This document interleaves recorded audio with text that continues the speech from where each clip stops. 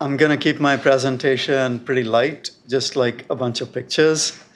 When my AI colleagues invite me to their gatherings, the joke is that I'm the light entertainment because they don't have pictures like astronomers do. But before I talk about the research topics, I wanted to mention that I'm really excited about teaching, and I've taught like an intro to AI course to non-STEM students where we teach them how LLMs actually work. I've taught a graduate seminar with a biology colleague across the sciences and an undergrad machine learning course. So I'd love to chat with anybody interested in pedagogy in this age of AI, all of pedagogy, because I also talk to my humanities colleagues frequently, and they're upset. They're upset about AI, but also how to teach AI to everybody. Let me talk a little bit about research.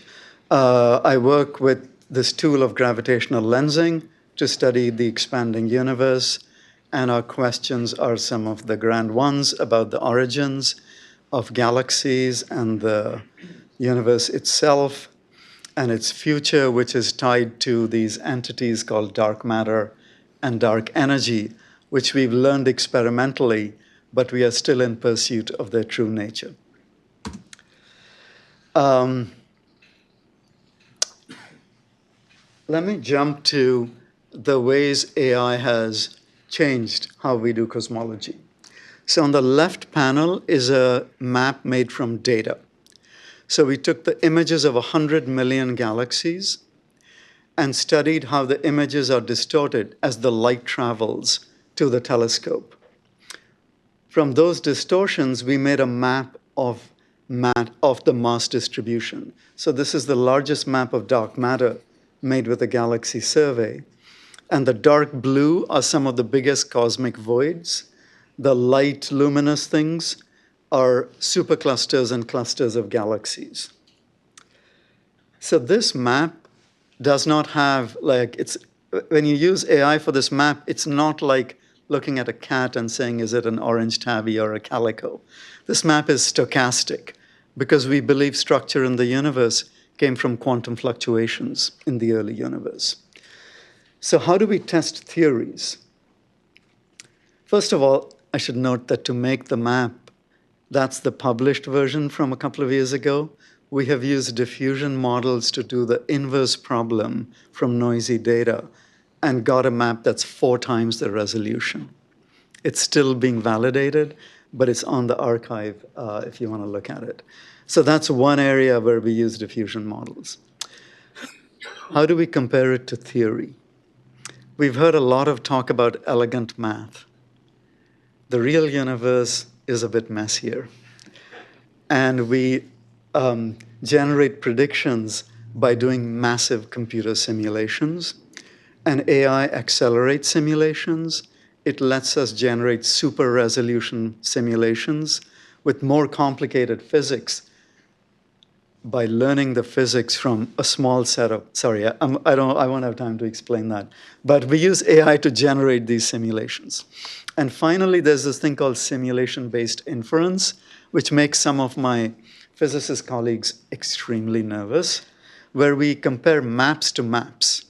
So we don't go through the intermediate step of computing things like endpoint correlations that physicists love, but we just compare maps to maps directly. You can imagine using a convolutional neural net to decide if that observed map is this theoretical universe or this one.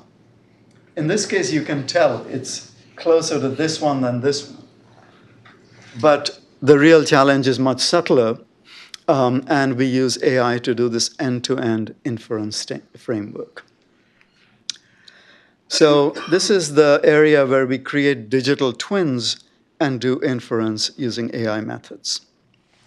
Now I'm really just going to show pictures. So this is a nice panel of pictures that show very different systems. The Turing pattern is, you can generate it mathematically, but it's realized in nature. And the rest are actual pictures of microscopic ocean turbulence, surface of the sun, and the cosmic structure like I showed you. And the lower panel is actually a triumph of old-fashioned physics and math. So this is like a wavelet decomposition that lets you generate these patterns pretty well using just a few dozen coefficients. So that's powerful. That means we've understood something. We have a very compact representation of it. But if I did this with a diffusion model, it would be perfect. So I'm not even going to show it. So with AI, we can capture very complex phenomena that span a range of scales. And one of the weird things about AI is that we want to generate a map that has 1 million pixels, and rather than using an analytic basis function with a few dozen numbers, we used 1 billion numbers. Like for physicists, that's nuts to use such a terribly non-compact representation of data. It's nuts for everyone. Yes. But the magic is that it converges to pretty much the right solution.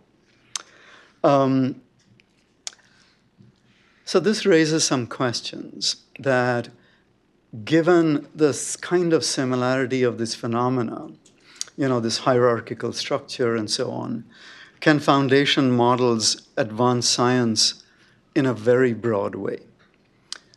There's dozens of foundation models out there in science, and their use and their power is a work in progress. I have not seen many compelling use cases of foundation models. Stepping even further into the biological world, I wanted to make a slightly different point that after decades of hyper-specialization, pretty much a century, I believe we are on the threshold of a new era of cross-disciplinary science. And I'm as excited about how data science and AI are fostering this as I am about how they're accelerating science. So I truly believe that from the undergraduates to the postdoc level, we have a way of talking to each other and collaborating with each other that is unprecedented. And the most exciting part of my job at Penn AI is talking to people and bringing folks together. And my undergrad student did a project in linguistics and vice versa. I'll take a slightly different point of view from what our previous panel expressed. To me, the actual path of scientific discovery is actually a work in progress. We heard about a lot of types of science. We heard a little less about how to build experiments, what questions to ask. Once you have an answer and a theory doesn't work, what's the question you ask to figure out the next theory? I think their AI is pretty useful as a cognitive partner, as a different kind of intelligence. But to me, the jury's totally out on whether in a few years we will have something like AGI that will do this kind of science. Anyway, I'll wrap up by saying that with this cognitive partner follows many possibilities of collaboration between tech and academia. Thank you.